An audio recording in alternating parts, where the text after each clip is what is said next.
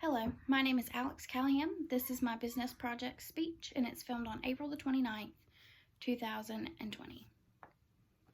Brazil is the largest country in both Latin America and South America regions. By population and geographical area, it is the world's fifth largest country.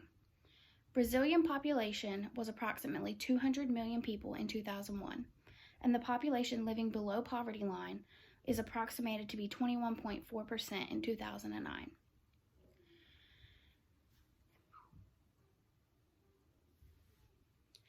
The economy of Brazil is the seventh largest in the globe in terms of gross domestic product, or GDP. It is also the seventh largest in terms of purchasing power parity, or PPP.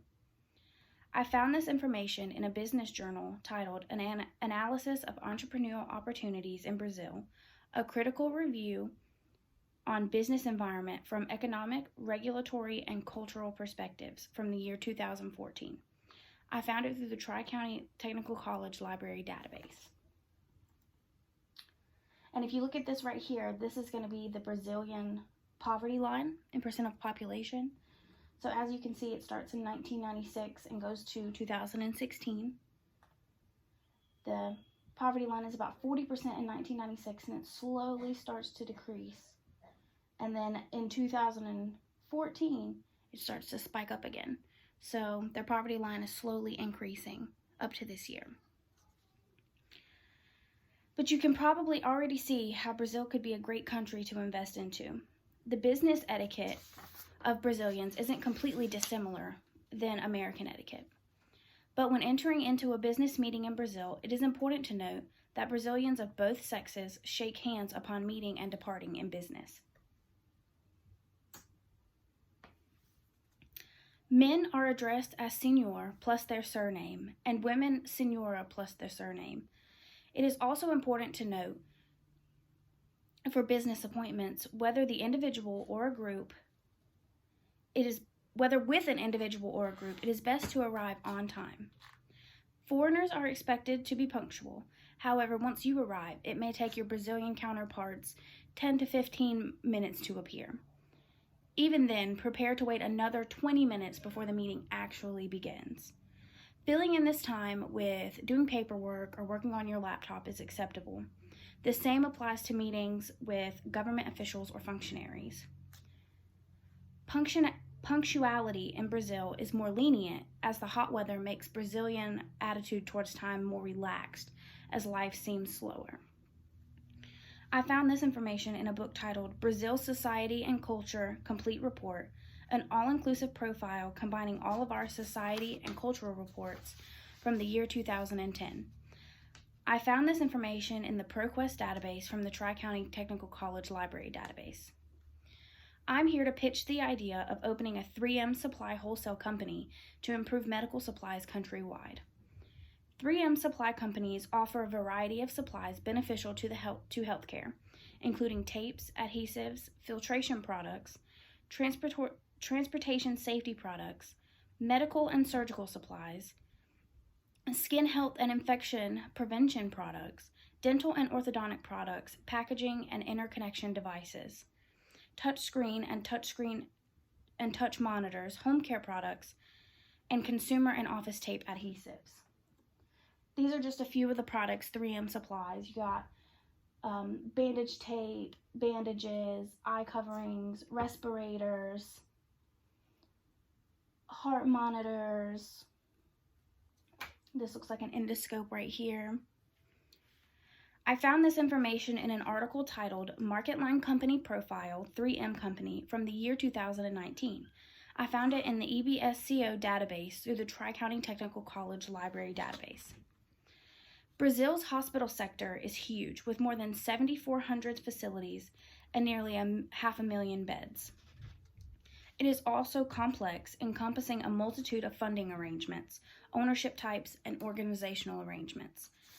These compose the public and private sectors of Brazilian healthcare. They both receive public funding, but they have different ways in which they need to spend the money that they allocate from various sources. The public finance function is split between several government bodies. The Ministry of Finance, or MF, collects federal taxes and social insurance contributions, and the MS allocates and distributes federal funds. The MS is also responsible for collecting reimbursement from private health insurance and prepayment plans for patients treated in SUS facilities. State and municipal governments collect their own tax revenues and allocate them to healthcare through their respective health secretariats. They also receive federal grant transfers.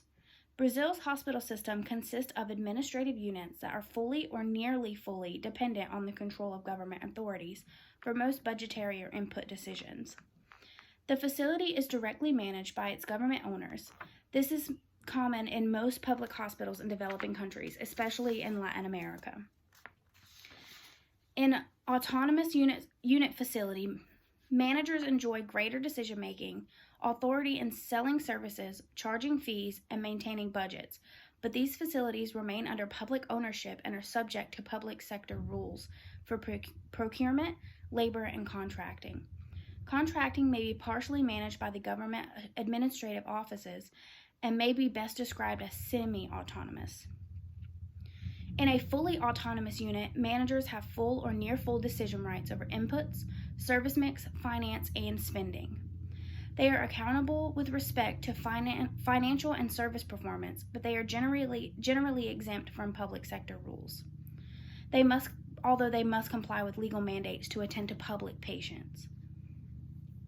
In private hospital units like nonprofits or for-profits, in which managers are not bound by public control unless specified in a contract with public payers that are giving them grants, etc., etc.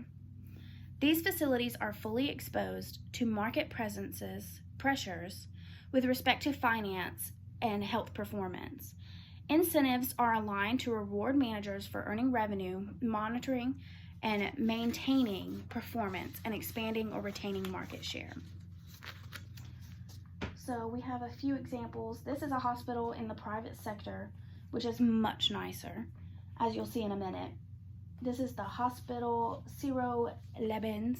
I probably didn't pronounce that right, so don't hold it against me.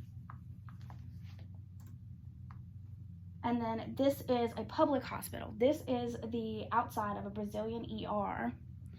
And this is the inside of a public ER in a hospital in Rio de Janeiro. It is, as you can tell, there are beds right next to each other. There are all kind of crazy wires and monitors hanging off the wall, and there are only 2 healthcare professionals in this whole room with at least 20 patients. In Brazil, examples of each of these organizational types exist and receive public funding. The importance of a state via municipal roles in the delivery of hospital care, as well as subnational capacity to operate and manage these facilities, varies considerably. I found this information in a book titled Hospital Performance in Brazil, The Search for Excellence from the year 2008. I found this information on the ProQuest database found in the Tri-County Technical College Library database. Therefore, if we were able to bring a big medical supply company like 3M into Brazil, it would help maintain the quality of these supplies used in each hospital setting and maintain the same level of supply availability in each hospital. Also, a large wholesale supply company may result in funds being reallocated for more exposure for the hospital, drawing in more patients and in turn more profit for the hospital, regardless of its dimensions within the private and public sectors, while increasing hospital performance with more modern resources available to them. In conclusion, the opening of a 3M wholesale company will greatly benefit the lower funded hospitals. The lower funded hospitals with the training and staff, but not the proper equipment to increase their performance and standardize the equipment used at higher funded private hospitals by decreasing supply cost and making the equipment used universal to all Brazilian hospitals. I honestly think that this would be a great investment for the Brazilian government to make. There is nothing like having the standard of care at every individual hospital being equal. No one wants to lose a loved one because they didn't have the extra hour or so to drive to a better hospital that isn't close to where they live. Thank you.